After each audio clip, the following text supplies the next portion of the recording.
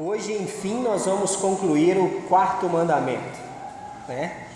Temos falado sobre ele talvez é o que a gente gaste um pouco mais de tempo, porque ele tem muitos detalhes, muitas coisas, mas nós vamos concluir ele hoje. Qual que é o mandamento que estamos estudando? Isso aí, lembra-te do dia de sábado para o santificar. Vamos só recapitular algumas coisas que nós vimos até agora sobre ele. Então lembra que a ideia desse dia, o significado é descanso, né? Quando coloca lá no mandamento, no lembra-te, a ideia de que seja feito e lembrado e observado perpetuamente esse descanso. E esse descanso ele é específico, é descanso de todo tipo de trabalho que gere lucro próprio, né?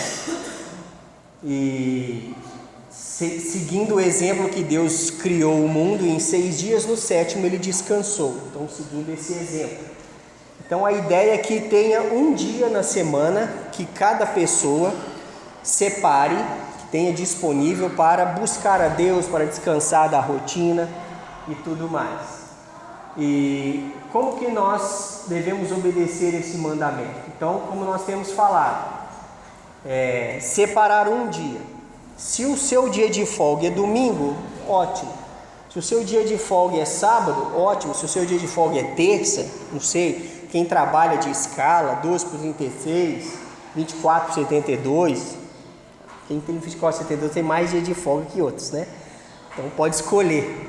Então tem essas oportunidades, mas a questão é que um dia deve ser separado para Deus, né? Essa é a ideia. E nós devemos guardar o sábado ou o domingo, foi o que nós falamos semana passada.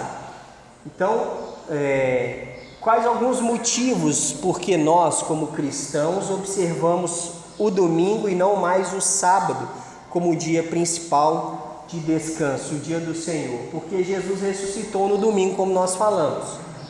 E ele ressuscitou e mesmo antes, no período logo que ele ressuscitou, os próprios cristãos começaram a se reunir no primeiro dia da semana. E Jesus apareceu ressuscitado a esses grupos que estavam reunidos no primeiro dia da semana para buscar a Deus. Ele apareceu ali e mostrou para eles que ele havia sido ressuscitado e passou instruções. Então a igreja no Novo Testamento, os apóstolos também guardaram o domingo. Em toda a história nós vemos que o domingo tornou-se então o sábado oficial, ou o sábado cristão, o dia de descanso que os cristãos observavam.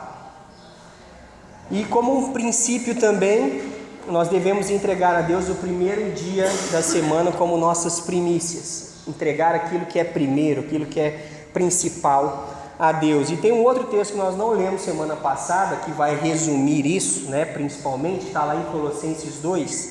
Vamos ver esse trecho lá, aí a gente segue em diante com o nosso estudo aqui. Colossenses 2.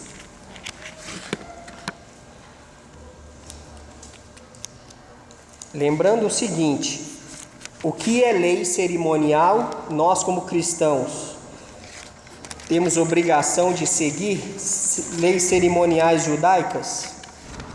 Não precisamos, não somos judeus. E Jesus cumpriu toda a lei cerimonial, então nós estamos livres de lei cerimonial. E esse era um impasse que os judeus vivenciaram.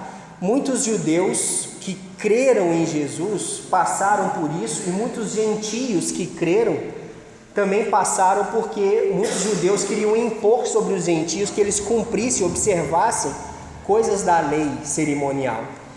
E aí o que acontece? Havia esse impasse, tanto que muitas vezes a gente vê na Bíblia que diante de algumas pessoas os discípulos faziam coisas judaicas para agradar os judeus. Quando eles estavam longe dos judeus, eles não faziam. Então ficava aquela hipocrisia. Fazia uma coisa para agradar um, enquanto quando não estava perto não fazia. Era uma coisa que não tinha muito cabimento. Aí lá em Colossenses 2, Paulo fala algo muito importante sobre isso. O que ele diz lá? Colossenses 2, do 16 ao 19. Ele diz o seguinte: ninguém, pois, presta atenção, ele está falando sobre cerimonialismo, tá? Cerimônias, coisas judaicas, cerimônias, rituais. O que ele está falando? Ninguém, pois, vos julgue por causa de comida e bebida, ou dia de festa, ou lua nova, ou... Então, vamos parar aqui. Ninguém julgue ninguém por causa de sábado. Ninguém julgue. Então ele está falando para os judeus: parem de impor carga sobre os outros que não tem necessidade. Ah, mas você carregou o leito no sábado. Para, isso é desnecessário. Ninguém vos julgue, ninguém, nem judeu, nem gentio, ninguém julgue por causa de sábado, ninguém julgue por causa de festa, ninguém julgue por causa de lua, ninguém julgue por causa de nada. Porque toda a cerimônia que os judeus tinham visava apontar para o Messias. Todos os simbolismos do Velho Testamento, todas as cerimônias do Velho Testamento apontavam para Jesus. Quando Jesus vem, muitas daquelas cerimônias não tem mais necessidade, porque ele cumpriu tudo. Então o apóstolo Paulo está falando, e o apóstolo Paulo, ele era um fariseu, mestre da lei, ele sabia o que ele estava falando. Então ele fala: ninguém vos julgue por causa disso. Parem, fala para os judeus, parem de julgar as pessoas. Ah, porque fulano guarda o sábado, porque fulano faz isso, porque fulano celebra a festa tal, ah, porque fulano... Para com isso. Ele fala: ninguém vos julgue por causa de comida e bebida, dia de festa, ou lua nova, ou sábados, porque tudo isso tem sido o quê? Sombra das coisas que haviam de vir, porém o corpo é de Cristo. Ninguém se faça árbitro contra vós outros, pretextando humildade e culto dos anjos, baseando-se em visões, enfatuado, sem motivo algum na sua mente carnal, e não retendo a cabeça, da qual todo o corpo suprido e bem vinculado por suas juntas e ligamentos, cresce o crescimento que procede de Deus. Então o apóstolo Paulo está falando assim: preocupe-se com o que tem necessidade, com aquilo que é moral, com aquilo que realmente é espiritual, com aquilo que traz crescimento para a alma. Essa é a preocupação do apóstolo Paulo. Ele fala: ninguém se faça árbitro, ninguém virou juiz aqui para ficar determinando o que cada um deve ou não fazer. Então é muito claro.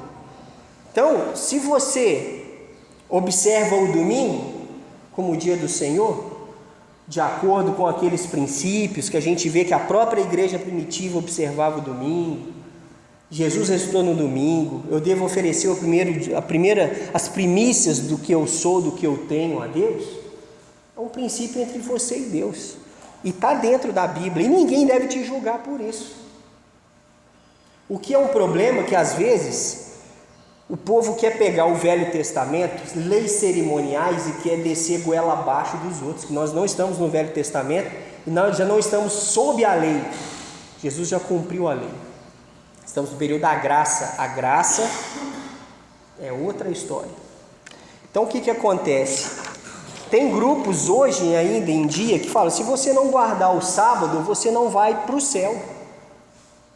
Faz sentido uma coisa dessa? O próprio apóstolo Paulo diz: ninguém te julgue por causa do sábado. Ninguém te julga. O batismo é uma ordenança, mas quem morrer, quem creu em Jesus, mas não se batizou, e morrer sem se batizar, ele vai para o céu ou não vai? Essa pergunta é boa, né? Vai para o céu ou não vai? Você tem que falar com convicção. Ele vai. Porque qual que é a condição? A condição para ir para o céu é crer, não é se batizar. Tem que crer. Crê no Senhor Jesus, fala em Atos 16:31. Crê no Senhor Jesus e será salvo tu e tua casa. A condição é crer. Então, se eu guardo o sábado, se eu fui ou não fui batizado, se você pode ser batizado, creu, se batize. É um testemunho público importante. Deve ser feito. Mas tem o que é mais importante, é o crer. É isso que muda tudo. É isso que faz a diferença. E ninguém te julgue por causa de outras coisas. Não, nós não somos judeus, não estamos debaixo de cerimônias judaicas. Não temos esse cargo sobre nós. Tanto que até a Páscoa judaica é de uma maneira. A Páscoa cristã é um pouco diferente, apesar que a fonte vem da mesma circunstância. O que a Páscoa significa? Libertação da escravidão. Para o judeu foi liberto da escravidão do Egito. E para nós, o que significa a Páscoa?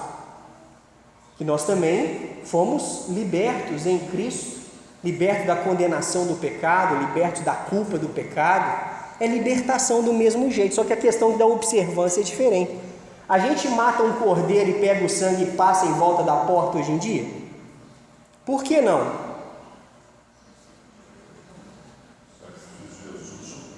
E ponto. Que tem que ter um sangue em volta de alguma coisa, tem que ter, não tem? O sangue de Jesus sobre nós, de forma espiritual, pela fé. O processo é o mesmo, mas rituais eu não tenho que fazer, porque não tem, Jesus já cumpriu. Então é muito bom que temos alguém que cumpriu aquilo que nós não tínhamos condições de cumprir, e nele nós temos essa solução. Então, como nós temos falado, a igreja cristã, o cristianismo, ele observa o domingo, por esses motivos. E para mim está ótimo. Está dentro da Bíblia. Os discípulos faziam isso. Jesus apareceu lá, nessas reuniões, apareceu ressuscitado, e as revelações que o apóstolo João recebeu foi também no primeiro dia da semana. Uma série de coisas aconteceram. Ótimo. Então nós estamos aqui, na nossa cultura, o dia de descanso principal é o domingo. Amém, que é melhor ainda. Então junta tudo, útil ao agradável. Que maravilha. Mas eu tenho domingo livre. Então, faça no outro dia que você estiver livre. Mas um dia deve ser separado para Deus. Então, e o significado disso? Que é uma outra pergunta que a gente tem visto. Então, o sábado é um meio pelo qual o nosso padrão de vida imita o padrão de Deus. Porque 6 dias criou Deus os céus e a terra, como está lá em Êxodo 20. Deus observou um padrão. Ele pegou uma sequência de dias, fez a sua criação, e no 7º dia ele descansou. Descansou no sentido que ele não criou nada no 7º dia. Deus não se cansa. Deus não é homem para que se canse. Mas como nós já vimos, o sábado foi feito por nossa causa, e não por causa de Deus, que Deus não se cansa. O descanso deve ser para a nossa reflexão de tudo aquilo que Deus tem feito. Uma coisa que o povo não faz hoje é parar para pensar na vida. Porque o povo acha que parar para pensar na vida é perda de tempo. Sabe o que é esse problema? Há pouco tempo atrás, foi no início de 2018, eu acho. 2018. Eu comecei a fazer um curso no Instituto Federal, uma faculdade de tecnologia em gestão de turismo. Estava trabalhando e tudo mais, queria fazer uma outra faculdade e comecei lá. E no primeiro dia de aula, a gente sabe, né? Faculdade, muitas vezes, eu era meio que o ancião no meio da turma, né? Eu era o mais velho, evidente, né? Que o cara da minha idade está fazendo na faculdade, caçando coisa, mas estava lá. E muito menino novo, recém saído do ensino médio. Aí o professor faz aquela pergunta básica: por que você escolheu esse curso? Por que você está aqui? Ninguém sabia o que estava fazendo lá. É deprimente. Ninguém. Sabe o que a pessoa fala assim? Eu estou aqui porque era o que tinha menos candidato por vaga e eu fiz. O que a pessoa está fazendo ali? Ela não sabe. Não sabe. O povo não sabe o que vai fazer da vida. Sabe por que não sabe? Porque não dá tempo para parar e pensar na vida e no futuro, naquilo que Deus fez, naquilo que Ele tem feito, naquilo que Ele quer fazer. O povo não para refletir. Quantas pessoas você conhece que começou a fazer um curso na faculdade e parou no meio? Aí começou a fazer outro, parou no meio. Começou a fazer outro, parou no meio. Começou 5 e parou no meio. Porque não sabe o que é da vida. Por que não sabe o que é? Porque não para pensar. Está o tempo todo ocupando a cabeça com alguma coisa. E hoje a gente tem um negócio que não deixa a gente pensar na vida, que é o bendito telefone. Esse negócio não te deixa parar para pensar na vida, porque ele tá te entretendo o tempo inteiro.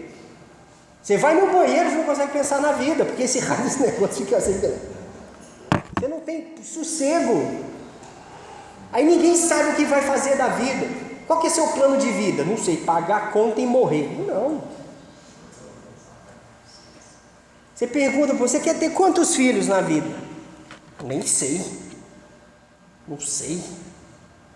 Você quer ser o que da vida? É uma coisa que eu gosto de frisar. Eu, quando era criança, desde pequeno eu tinha um propósito de vida. 2, na verdade. Se um desse errado, eu tinha o segundo. Meu primeiro propósito de vida era ser piloto de avião. Era meu sonho, pilotar um caça. Muito chique, era meu sonho. Só que um belo dia eu descobri que quem pilota avião não pode ter problema de vista. Aí meu mundo caiu, porque eu tinha miopia de 20 graus numa vista e 12 na outra. Estrábico, eu não vou entrar no avião só se pagar a passagem, porque senão não vou, né? Então deu errado o primeiro plano. Meu segundo plano era ser motorista de ônibus da Itapemirim. Não fui também. O terceiro era ser motorista de Kombi escolar. Também não foi. Mas eu sempre quis ser alguma coisa. E hoje ninguém pensa, os jovens não pensam nisso. O povo está desorientado. Então, o dia do Senhor deve ser um dia que você pare para pensar na vida. Pense naquilo que você está vivendo, o que você está fazendo. É tempo para isso. O que você está fazendo? O que Deus já fez na sua vida? O que você pode melhorar? O que você está fazendo com a sua vida? As escolhas que você está fazendo. Separe tempo para isso. Não é ficar enfurnado em alguma coisa apenas ocupando o tempo. Daqui a pouco a vida passou e você fez o quê? Realmente, você só pagou o boleto. E aí? O que você construiu na vida? O que você desenvolveu? Que projeto de vida você tem? Ou teve, ou deveria ter? Então, o domingo, o dia do Senhor, seu dia de descanso, deve servir para isso. Você pensar, refletir, analisar a sua vida, né? Então, tem que refletir, porque é muito triste quem não pensa na vida. Você tem uma rede, tem que comprar uma rede na sua casa, você para um tempo domingo, deita naquela rede e pensa na vida. O que você fez nessa semana? O que você fez? O que você está fazendo da sua vida? Faz uma listinha de prioridade. O que você vai fazer daqui para frente? Pensa, instrui, vocês que têm filhos, instrui seus filhos a pensarem na vida. Porque eu tive uma reunião de jovens aqui há pouco tempo e fiz essa pergunta para eles. E nós temos uns jovens aqui na faixa de 12 até 15 anos mais ou menos, a média. Eles ainda também não sabem o que vão fazer da vida. E está na hora de começarem a refletir. Pensa nisso, fale com os seus filhos. Porque enquanto eles estão entretidos em muita coisa, o tempo está passando. E daqui a pouco o tempo foi. E aí?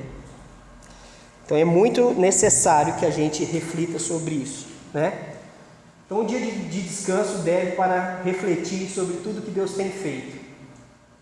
E o sábado reafirma a promessa da salvação através de Cristo, porque após o trabalho vem o descanso. Após a vida vem o descanso eterno, a vida eterna. Então segue esse ritmo também. É algo que a gente deve buscar ter a melhor forma de vida aqui, mas a gente tem que entender que existe uma eternidade. que assim que os nossos dias aqui se findam, existe uma eternidade que começa. E a gente tem que se preocupar para onde nós vamos. Por isso que nós temos que pensar nisso. Quem creu em Jesus, depositou sua vida em Jesus, sua fé em Jesus, está com essa eternidade segura. Que na hora que o olho fecha aqui, ele abre na glória, né? E quem quer entender mais sobre o céu, não perde quarta-feira, nós estamos estudando sobre o céu. Muito interessante, então não perde isso, que nós temos que pensar nisso também.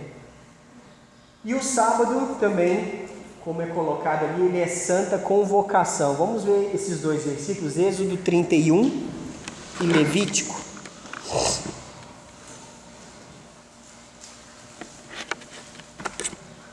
Então, tem ali o sentido espiritual da guarda do dia de descanso. Êxodo 31, 13.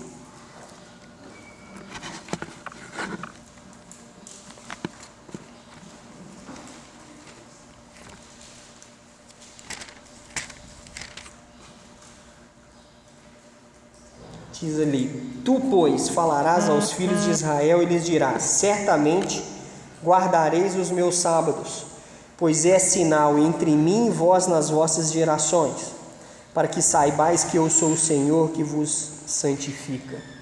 Então, um símbolo de compromisso. Todo relacionamento deve existir tempo investido. No relacionamento com Deus, isso não é diferente. Deus não precisa de tempo com a gente, nós precisamos de tempo com Deus. Então é importante que seja priorizado esse tempo. E lá em Levítico 23, 3,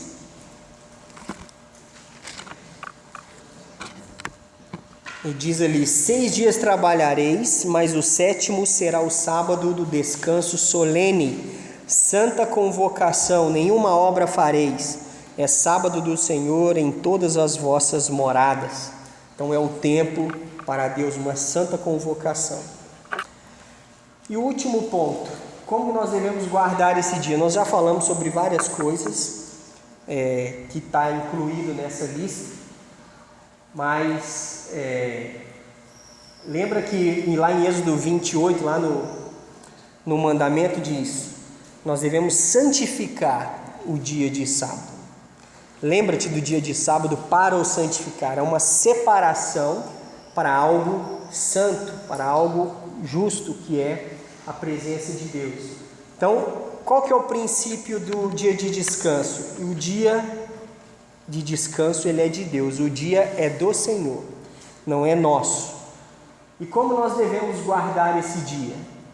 Como eu mencionei, se a sua folga, o seu dia de descanso do seu trabalho é domingo, aproveite as duas coisas. Domingo é dia de congregar, né? O domingo é dia que a igreja está de portas abertas para buscar juntos como comunidade, buscarmos juntos a Deus, buscarmos a presença de Deus, cantarmos, louvarmos, desenvolvermos nossa amizade, comunhão uns com os outros. Então isso é fundamental. O que fala lá em Hebreus 10, 25? Alguém tem esse versículo decorado? Quer recitar para nós ou ninguém tem? Se não tem, é bom. Isso é bom para decorar, hein?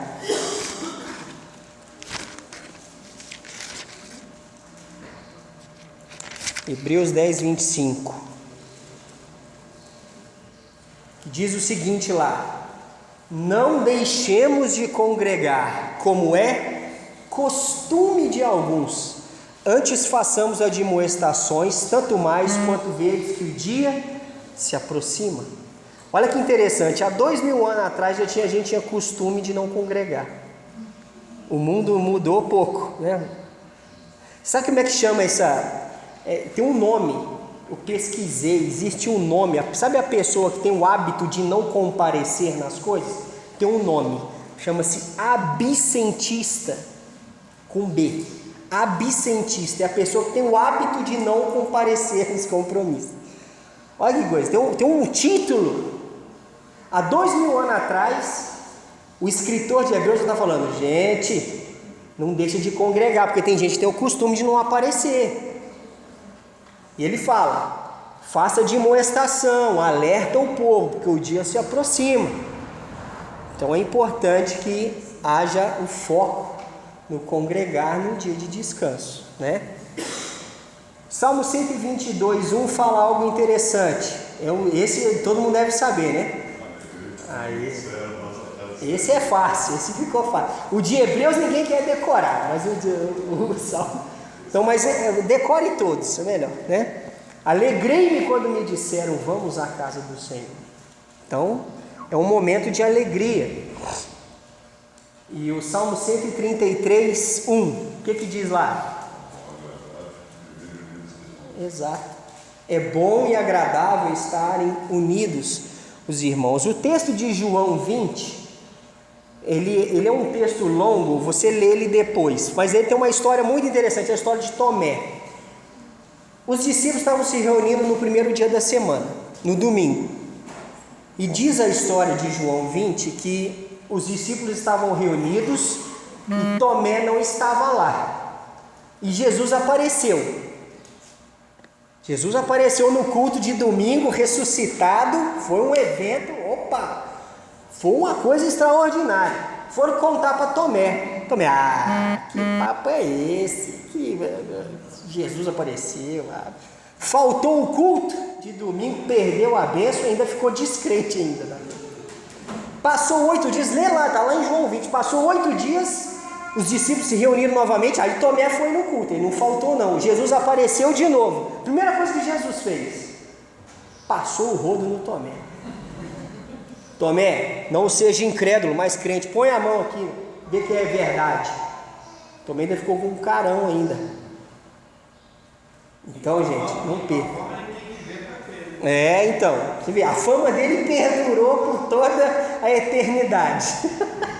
Então, faltar culto é complicado, porque pode ser naquele dia que Deus colocou uma mensagem para falar, impactar a sua vida de uma forma que nunca foi feita antes, e você abre mão daquilo. Mas se Deus quiser falar, Ele fala de tudo, sim, mas Deus tem os métodos dele. E às vezes você abre mão por qualquer motivo e perde. Tomé poderia ter sido lembrado pela história por outro motivo, mas faltou um culto no domingo e se deu muito mal. No outro ele estava, mas a orelha dele foi levemente puxada, né? Porque isso gera muitas vezes incredulidade. Isso é tenso. Como eu falei, a incredulidade é o pecado mais perigoso que existe no mundo. E outra coisa, Salmo 119:11, esses também vocês sabem, não sabem? Isso, guardo no coração as tuas palavras para não pecar contra ti. Então o dia de descanso, o dia do Senhor, é um dia de ter maior contato com a palavra. Como eu tenho falado, eu espero que todos tenham a sua Bíblia em papel, em casa. Eu sei que às vezes você está... Antigamente o crente era o conhecido que ele andava com a Bíblia debaixo do braço. Ele levantava o braço e a Bíblia continuava grudada lá, né? Tinha essas piadas ruins que ele falava da gente.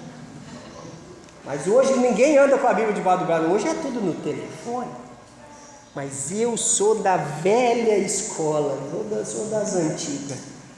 Eu tenho 3 Bíblias no celular, mas eu não abro mão da minha do papel. Porque é muito mais fácil, o contato é mais... Eu não sei te explicar, mas é melhor. Dá para marcar, dá para escrever, dá para sentir o cheiro. É outra coisa. Então, passe tempo com a sua Bíblia no dia de descanso. Não precisa ficar o dia inteiro, não. Mas passe tempo um pouco maior que você passe durante a semana. Os almoços de domingo não duram mais tempo que os outros dias da semana? Então, sua refeição espiritual do domingo deve ser um pouco maior do que as outras.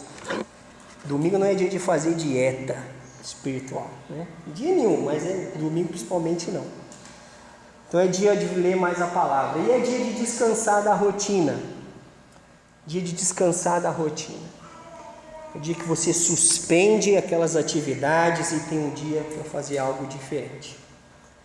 Porque o corpo precisa disso, a sua cabeça precisa descansar. Precisa sair daquele ritmo frenético que o mundo te obriga a ter. Então, é necessário que a gente faça isso. Então, o quarto mandamento, lembrar do dia de sábado, tem essa série de questões importantes. E o que nós temos feito nesse dia de descanso? Temos observado o dia de descanso da forma como Deus espera. Deus tem sido prioridade nos meus compromissos no dia do Senhor. Eu tenho observado segundo os princípios da palavra. Esses dias têm sido dias que eu aproveito para fortalecer ainda mais o meu compromisso com Deus, a minha fé, o contato com a palavra. Porque o que fortalece a nossa fé, lembra-se que fala em Romanos 10, que a fé vem pelo ouvir ou pela pregação. E a pregação vem de onde? Da palavra. Quer ter mais fé? Não adianta pedir para Deus. Deus não dá fé se você pede em oração. A fé vem naturalmente se você conhecer mais, aprimorar mais no conhecimento da palavra. Aí a sua fé se fortalece. A fé vem pela pregação e a pregação vem da palavra. O ouvir vem da palavra. Então nós temos esse desafio, nesse mundo complicado, acelerado, de colocarmos as coisas no seu devido lugar, os compromissos no seu devido lugar. Então cabe a nós a tomar as atitudes corretas, a fazer as escolhas corretas. Porque não espere que as circunstâncias vão te ajudar, porque não vão. E temos um inimigo que não quer que a gente dê mais tempo para Deus, concorda? E vai começar a aparecer um monte de coisa para te desviar do foco. Mas a decisão você que tem que tomar. O que você vai fazer em relação a isso? Então pense bem e vamos cumprir esse mandamento. Deus tem coisas grandes para nós, se nós priorizarmos as suas coisas e os seus compromissos. Amém?